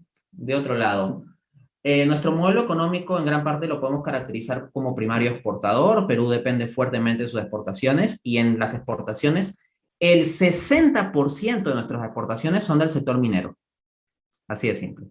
Y eso depende de precios internacionales que nosotros no controlamos. Entonces estamos insertados en el mercado global con un modelo primario exportador porque no generamos mayor valor agregado. Y a las empresas extractivas privadas les interesa eso. Venir, extraer, llevarse ganancias, llenarse los bolsillos. Y eso no nos está trayendo desarrollo. Entonces creo que tanto la estructura económica privada deficiente como la estructura estatal deficiente confluyen en la determinación del subdesarrollo que tenemos en Perú. Precisamente por eso suelo desdeñar discursos simplones como de algunos libertarios que simplemente quieren explicar el problema de América Latina como que todo fuera culpa de los gobiernos populistas. Y al mismo tiempo desdeño el discurso de marxistas que dicen que todo el problema de América Latina es por causa de los empresarios capitalistas, ¿no? O del imperialismo yanqui, etcétera. En realidad, el problema de América Latina es multidimensional y tiene que ver con estas deficiencias serias en lo privado y en lo público. Sí comparto su opinión en esta ocasión, en un sentido de que, eh, al menos por el entorno académico intelectual en el que me desenvuelvo en plena universidad en este momento, creo que muchos socialistas tienen una mala lectura de las lecturas libertarias o liberales, y al mismo tiempo muchos liberales, y bueno, en esta ocasión hago una autocrítica, ¿no?, de la corriente que sigo, muchas veces tienen una nula o muy mala interpretación del marxismo o de los socialismos en general. ¿Por qué lo menciono? Porque en ese círculo de liberales en el que yo estoy a veces, por ejemplo, y esto es algo que no me gusta, critico mucho, ¿no? Dicen, el problema se va a solucionar solamente con menos Estado, o simplemente aumentando la libertad económica, o simplemente haciendo esta reforma y ya. Pero entrando un poco más en el ámbito de ciencias sociales, uno se puede dar cuenta de que en realidad el problema no es como decía Mises aquí, no hay una relación funcional, o sea, no es que A cause B necesariamente, sino que es multicausal, hay varias cosas. Por ejemplo, en el caso de los libertarios o los liberales en el ámbito económico, siento que a veces falta diversas externalidades, como le llaman los economistas, ¿no? La cultura, la tradición histórica, las costumbres, otros factores que intervienen, como bien lo menciona también una vez en varias de sus conferencias o entrevistas, este libro famoso de ¿Por qué fracasan los países? El factor institucional. Por ejemplo, veo que el factor institucional no es tomado en cuenta ni por libertarios, liberales, ni por socialistas muchas veces. Es como que algo despreciado, por así decirlo, pero que en realidad puede ser al final lo más importante. Al menos esa es mi lectura, ¿no? Yo a pesar de que sí soy, más que contrario, diría escéptico del Estado, al menos así me definiría en ese aspecto, tengo que hacer esa autocrítica y también observación. Eh, y, y de paso, con esta cuestión de las interpretaciones marxistas de parte de los liberales o libertarios, Marx menciona también, y esto es algo que usted lo conoce porque lo ha comentado en su Das Kapital, en su Capital, le da un factor, una importancia mayor a la estructura, en este caso a la ecuación económica, las relaciones sociales de producción, las fuerzas productivas, etcétera, ¿no? Y a pesar de que a muchos libertarios les disguste Marx, yo creo, y quisiera hacer su opinión acá, de que Marx acierta en darle una gran importancia a la economía para la sociedad. No sé cuál sea su parecer, profesor Dante. ¿Cree que la economía está valorada como verdaderamente se merece? ¿Crees que está muy despreciada? ¿Cree que hay mucha ignorancia respecto a temas económicos? ¿Qué es lo que piensa usted? Creo que la gente se pone a opinar de economía como se pone a opinar de Google o de política. O sea, cualquiera se siente capaz de opinar sobre economía, sobre cómo debería ir económicamente el país, cuáles son las políticas económicas que deberían tomarse, ¿no? Ve dos videos en YouTube de... Claro, un par de videos de mi ley usualmente lo toman de referencia. Claro, uno ve un par de videos de YouTube y ya se cree por encima de todos los economistas académicos. Yo me he encontrado con eso. He dialogado con personas que no han leído libros de Keynes, por ejemplo, pero me dicen que saben más de keynesianismo que yo. Así hubo una persona que me llegó a decir eso. Ojo, yo no soy keynesiano, no estoy comprometido con el conjunto del pensamiento keynesiano. Hay puntos en los que yo me alejo de Keynes, sino simplemente por una cuestión académica. Encontré una persona haciendo una crítica simplona al keynesianismo. Y a mí me molesta cuando hacen críticas simplonas, sea del marxismo, el keynesianismo, del liberalismo, etcétera. Las críticas simplonas sí me fastidian. Me fastidia mucho la simplonería. Creo que eso se habrá notado en quien haya seguido mis videos sabe que yo reviento cuando veo que gente dice con mucha seguridad cosas respecto a las cuales están muy desinformados. Entonces, ese es el problema. Medio mundo se pone a opinar sobre cuestiones de economía sin tener una seria formación económica. Así como que hoy en día también, pues, ni son politólogos, ni comprenden las relaciones de poder bien, ni la historia, etcétera. La gente no tiene mayor capacidad de análisis, pero hace juicios dogmáticos sobre política. Entonces, la gente sobre economía, sobre política y religión, cada uno se cree con la autoridad del máximo magisterio divino, papal, dictatorial posible. O sea, cada uno, pues, sin problema lanza su opinión como absoluta desde su absoluta ignorancia. Entonces, lo que yo me encuentro es que la gente le da importancia, mucha importancia a la economía, sí, en opinar sobre la economía, en darse cuenta que la economía tiene peso, que configura muchas cosas, etcétera, pero no le da importancia al estudio de la economía. Estudiar economía no es que te veas unos cuantos videitos en YouTube que te haya sugerido el algoritmo YouTube. El algoritmo YouTube es parte de la sociedad del espectáculo. Es simplemente que genera más vistas para aquello que sea pues más comercial. Y mira, más comercial es la comida chatarra. Entonces, las ideas chatarra y las personas que brindan un tipo de intelectualidad chatarra son normalmente los que van a ser más promocionados por el algoritmo de YouTube. Los más interesantes pensadores ateos, los más interesantes pensadores marxistas o teístas o liberales o católicos o protestantes o lo que sea, los más interesantes, los más profundos, no son los que, con los que te vas a encontrar por el algoritmo de YouTube y menos en TikTok. ¿Ok? Pero en la medida en que la gente se alimenta así de pura comida rápida, intelectual, es que está mal de salud intelectual. El problema es el síndrome de Dunning-Kruger. Como la gente es tan incapaz intelectualmente en general, no tienen ni siquiera la capacidad de darse cuenta de su propia ignorancia intelectual.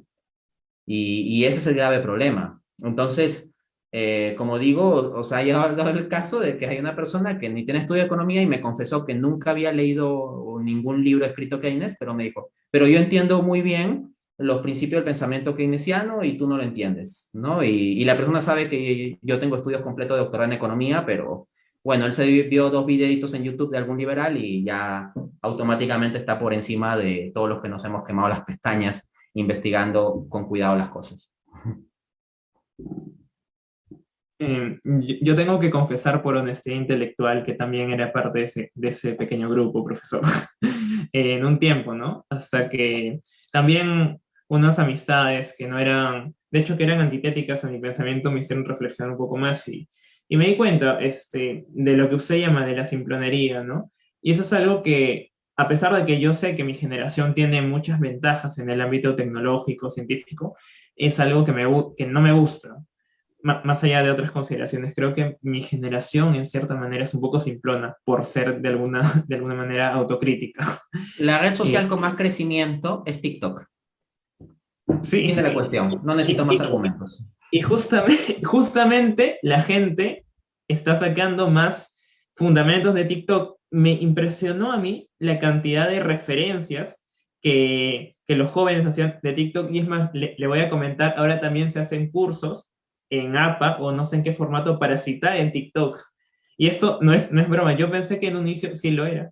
Hay algunos cursos para citar en TikTok y esto es algo muy loco, la verdad, ¿no? O sea, pareciera que a medida que la sociedad avanza, el intelecto a veces en estos diversos ámbitos disminuye y es Voy a poner reemplazado. solo un paralelo para que se reflexione, ¿ok? Lo quiero hacer en ese sentido de reflexión. Ideas, un autor que me ha influido mucho en mis ideas sobre economía es este señor, ¿ya? John Kenneth Galbraith. John Kenneth Galbraith es mi segundo economista favorito. El primero es Earl Schumacher. Bueno, acá tengo su libro El Nuevo Estado Industrial.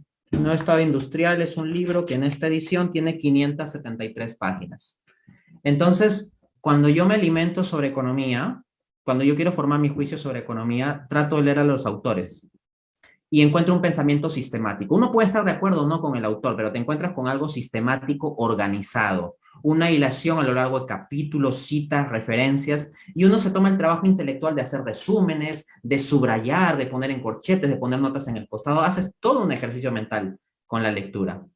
Bien, hay personas que ven dos videos de TikTok de algún recorte que le hicieron a una entrevista a un economista que tal vez gritaba mucho y ya está. Y entonces comienzan a configurar juicios económicos con un dogmatismo que llama mucho la atención. Y uno dirá, no, pues es que Dante es economista, pero similarmente a como he mostrado el libro de Galbraith, o sea, podría hacer referencia a, no sé, en derecho me he leído a Kelsen, en sociología me he leído a Durkheim, a Emil Durkheim, Max Weber, etcétera. O sea, uno tiene que tratar de ir a leer a los autores. Y si uno no profundiza realmente en la base de conocimiento, entonces debe estar más atento a profundizar en lugar de afirmar dogmáticamente cosas por videos de TikTok. O sea, la gente puede hablar más fuerte en la medida en que se haya formado e informado más fuerte. Lo que tenemos hoy en día es que los que se informan más fuertemente no tienen mucha tribuna porque no son de mucho espectáculo. A la televisión, al TikTok y al algoritmo de YouTube no les interesa mucho la intelectualidad sólida. Y entonces las personas están con la cabeza más vacía y hablando más alto. Y las personas que muchas veces se forman más sobre el asunto no hablan o no suelen tener tanto espacio o tanto alcance. Y con esto, no quiero decir que todos tengamos que ser unos especialistas sistemáticos en todos los temas o que todos seamos intelectuales, pero lo que sí digo es, mira, si tu formación en economía es unos videos en YouTube y en TikTok que has visto, cuando opines sobre economía trata de ser prudente. O sea, trata de tener en cuenta que hay personas que se forman más a fondo en este asunto y estate más abierto a escuchar en lugar de automáticamente ponerles adjetivos. Hay mucha gente que me mete adjetivos encima y que no es que se haya formado a fondo. Hay personas que discrepan de mi postura y que han leído bastante también, eso sí, y ahí se da un diálogo intelectual más rico e interesante. A mí lo que me preocupa es cuando se habla con absoluta seguridad de cosas de las cuales se está absolutamente ignorante. Esa es la epidemia de nuestra sociedad del Internet, del TikTok. Es como lo que decía Wittgenstein de que de lo que no se sabe es mejor callar o no hablar. Creo que esa es una frase muy pertinente para lo que estamos conversando. De hecho, le comento a criterio personal que eso fue lo que me llevó a la decepción del mundo virtual. Yo antes también era un chiquillo, un chibolo que veía algunos videos y se creía mucho, ¿no? Pero a medida que fui quizás madurando intelectualmente, veía, por ejemplo, comparando los títulos que usted tiene en sus videos con los títulos de Laje, de Márquez, o de, por ejemplo, un chico muy conocido en el Perú que es Amanecer Libertario. Por ejemplo, ellos ponen algo de le cierran la boca a Zurdo, destruyen a Feminazi, o sea, títulos muy llamativos, por así decirlo, o sea, un poco morbosos, ¿no? O sea, tú sabes de que justamente el video está hecho para eso y como que ahí hay una autoalimentación, o sea, tú quieres ver esos videos porque sabes que están dirigidos para eso y eso es lo que te complace a sí mismo. Muy diferente, por ejemplo, a lo que pone a veces el profesor Miklos Lukács o usted, que pone un título simple, pero que considero yo es mucho más enriquecedor. Es por eso que me decepcioné de muchos medios liberales, al menos en mi aspecto, porque los consideraba muy simplones, muy simples, muy acríticos, a veces incluso pseudocientíficos. Profesor, para ir finalizando ya esta entrevista, quisiera hacerle dos preguntas de carácter personal. La primera es, ¿por qué escogió principalmente la carrera de economía? ¿Qué es lo que lo motivó a escoger esta carrera que personalmente yo aprecio mucho y tal vez sea mi segunda carrera? Sería muy interesante tener a alguien como tú en esa carrera. La razón por la cual escogí la economía es porque tomé conciencia de que el factor que más influye en configurar cómo es la realidad en la práctica es la economía. Por ejemplo, la moral es algo, creo, más profundo y trascendente que la economía, pero no es que lo que más influya en configurar cómo es la realidad sea la moral. Muy distinta sería nuestra realidad si fuera la moral lo que más determine. No, lo que más determina cómo es el mundo a nivel local, nacional y global es la estructura económica. En consecuencia, como a mí me interesa hacer un cambio en el mundo, generar un impacto sobre el mundo, cambiar las estructuras del mundo, pues tengo que alimentarme del conocimiento de aquello que está con más fuerza e influencia y eso sería la economía. Por eso lo elegí. En sí, ese también es un factor un poco clave del por qué yo escogí derecho. De hecho, hace tiempo, incluso antes de volver a ver su trabajo, yo me consideraba un tipo de estudiante de derecho muy heterodoxo, en un sentido de que discrepo un poco con posturas de Kelsen, incluso el propio Hayek, con el positivismo, etcétera, ¿no? Entonces, como que hay algo que siento que no me convence y siento que yo puedo llenar un poco ese vacío de que a veces se presenta, aunque tengo que aceptar que apenas estoy iniciando y me falta mucho recorrido. ¿Tú has Y leído la, Kelsen? sí, la teoría pura del derecho, l- Excelente. lo compré, aunque también hay un artículo de Fabio Núñez del Prado, que es un estudiante de la Católica, que contrapone la postura kelseniana a la postura hayekiana, por ejemplo. Él es un liberal, ¿no? Mm, De Hayek también su derecho a legislación y libertad un poco, y sus fundamentos de la libertad. sí. Me pareció muy interesante ese debate que Solo tuvieron quiero ambos. señalar algo breve, ¿no? De todas maneras, estás en una extrema situación de ventaja porque tú tienes ciertas discrepancias de Kelsen y has leído a Kelsen. Hay Ujú. mucha gente que tiene discrepancias de Keynes, pero no ha leído a Keynes.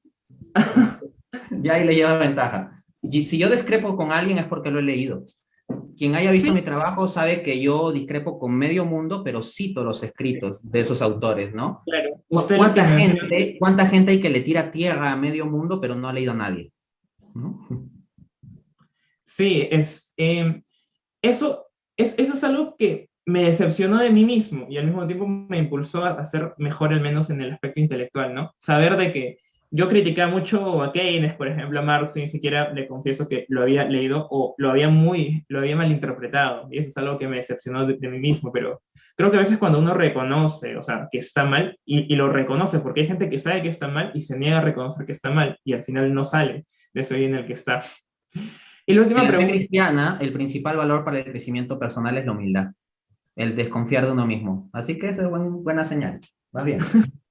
Entre nos, yo soy bautizado, pero me considero agnóstico por el momento. No niego la posibilidad de volver a creer. También pasé por esa etapa atea, igual que usted, profesor. Bueno, Pero ya eso, tendremos chance de hablar, tal vez. y la última pregunta es, ¿usted como economista aspira alguna vez al llamado Premio Nobel de Economía? No creo que la respuesta a esa pregunta tenga mucha relevancia porque no creo que el Premio Nobel de Economía esté para cogerme. En el sentido de que yo me plantee o no el poder llegar al Premio Nobel de Economía es complejo en el sentido de que yo he sido muy crítico de muchos premios Nobel. Yo participé de la reunión de premios Nobel de Economía en Lindau, Alemania, en el año 2017. Tuve conversaciones con 4 premios Nobel, la encuentran en mi página web, y, y la verdad es que he sido muy crítico al respecto. Al mismo tiempo, yo he cuestionado la institución misma del Premio Nobel de Economía, en el sentido mismo en que el propio Alfred Nobel no instituyó un premio Nobel de Economía. En realidad no existe un premio Nobel de Economía. Lo que existe es un premio del Banco de Suecia a las ciencias económicas. Y resulta que Alfred Nobel, con el remordimiento, haber inventado la dinamita, dejó su fortuna para premiar a los que generen los mejores avances para el bienestar de la humanidad. Y él mismo no consideraba que la economía tal como se conceptúa y practica realmente cumpliera ese criterio. Y yo coincido con Alfred Nobel en ese sentido, ¿no? Entonces, más allá de las expectativas personales que pueda tener yo sobre el asunto, creo que me he creado muy mala fama siendo un economista heterodoxo. Es como que uno sea un hereje así en el siglo XVI en la España católica y piense que va a llegar a ser cardenal. Así que uno es públicamente un hereje que ha atacado mucho a la iglesia en sus doctrinas y sus prácticas y dice, bueno, tal vez me puedan llamar para ser cardenal o papa. Sería una expectativa un poco loca, ¿no? Pues bien, respecto a la economía, ese es mi caso. Este, yo he criticado muy fuertemente la economía, la economía tradicional estándar, que es la que suele dominar en el propio premio Nobel. La gran mayoría de premios Nobel han sido economistas ortodoxos, de diversas corrientes, pero ortodoxos. De la Ujú. Universidad de Chicago, sí. De la Universidad de Chicago, han sido afiliados fundamentalmente a Estados Unidos e Inglaterra, etcétera. O sea, hay sesgos en el premio Nobel y de hecho en mi libro Economía para herejes hago reflexión sobre esos sesgos mismos en el premio Nobel, ¿no? Entonces, todo eso crea un terreno que pues no me hace parecer muy bonito para esos fines. Más estoy para ser juzgado por la Inquisición económica que para ser Y elevado a cardenal o papa. me pareció muy interesante ese dato de Alfred Nobel respecto a la economía, pero aquí yo tal vez discrepo con usted en el sentido, a ver, citando un poco a Kuhn también, la cuestión de los paradigmas, ¿no? O más a fondo la cuestión que a veces, que dijo Keynes, si es que no me equivoco, al final de su teoría general y que lo repite muchas personas respecto al ámbito de las ideas. De hecho, yo como liberal, por ejemplo, tengo referente a Hayek personalmente, y él en sus Fundamentos de la Libertad menciona algo que me parece genial respecto a la opinión pública impulsada por el ámbito de las ideas. Y Kuhn también hace mención de esto, o lo podemos extrapolar al ámbito público, ¿no? El paradigma, o sea, la, la, el ámbito de las ideas, la opinión pública, el paradigma, tal vez, aunque aquí estoy jugando a futurismo y lo tengo que aceptar, tal vez de aquí en un corto plazo o mediano plazo se pueda cambiar la idea que se tiene sobre la economía ortodoxa o heterodoxa, porque usted mismo lo mencionó, ¿no? Yo me metí a la economía porque quería hacer algunos cambios desde mi perspectiva. Tal vez puede ser que haya una crecida de herejes, como usted lo quiere denominar en economía, y se puede llegar a cambiar esa opinión pública que se tiene. Porque al final, creo que con acierta en esto de que a medida de que se avanza o se desarrollan las sociedades, se crean diversos paradigmas que reemplazan al anterior, ¿no? No digo que Kuhn está acertado, sino que me parece una buena analogía aplicándolo a este aspecto. Es lo que yo opino. No sé si... Si tu discrepancia respecto a lo que yo he dicho implica darme cierta esperanza, yo prefiero dar la razón a la esperanza que me puedas dar sobre que el futuro sea mejor. No yendo a la cuestión de si me convocan o no para un premio Nobel, sino a la cuestión de una economía diferente. Así que yo prefiero junto contigo apostar a la esperanza mejor. Me ha parecido a mí una entrevista muy interesante, como usted lo mencionó a la mitad de la entrevista, muy amena, además de que nos llamamos de la misma manera. Y para acabar esta honorable entrevista, quisiera sus palabras finales, profesor. Estoy contento, termino esta entrevista con esperanza y esto me enseña de nuevo esa lección, ¿no? Que aunque yo vea el mundo así como muy perdido y yo soy hipercrítico en muchas cosas, siempre van a surgir algunos jóvenes que por ahí me van a dar un rayo de esperanza. Entonces, tú en la última pregunta de la entrevista lo que hiciste fue generar en mí que vuelque un montón de pesimismo sobre el asunto. Y tú, pues, pusiste una perspectiva distinta dando un rayo de esperanza. Entonces yo me agarro de ese rayo de esperanza que nos dan los jóvenes, ¿no? Y esas son mis palabras para ustedes. Ustedes sigan así, sigan adelante, que como mínimo a mí me ayudan a tener un poco de esperanza. No, no, no hay de qué. Esa famosa frase de la esperanza es lo último que se pierde, creo que es muy correcto, ¿no? De hecho, uno de los motivos por los cuales fundamos el FSU también es porque vimos que había una pequeña problemática en San Marcos. A veces la intolerancia, la cultura de la cancelación, lo que ahora se conoce como una persecución por ideas, nosotros nacimos con ese ideal, ¿no? Hacer un pequeño cambio dentro de la propia universidad. Y de hecho también nos proyectamos a futuro, ¿no? Porque vemos, por ejemplo, en un ámbito político, izquierda, derecha, en un ámbito social a veces, quizás un hiperindividualismo, a pesar de que yo soy individualista, no soy partidario de un egoísmo extremo, lo confieso, ¿no? O sea, hay muchas cosas malas, y creo que siguiendo ideas de varios pensadores a través de la historia, se puede hacer pequeños cambios, o grandes cambios, mejor dicho, con pequeñas acciones, y es por eso que fundamos el FSU también. Bueno, con estas palabras finales de parte mía y de parte de mi contraparte, el profesor Dante, doy por finalizado esta entrevista, que la verdad he disfrutado mucho y espero que usted también, profesor. Buenas noches y gracias por todo.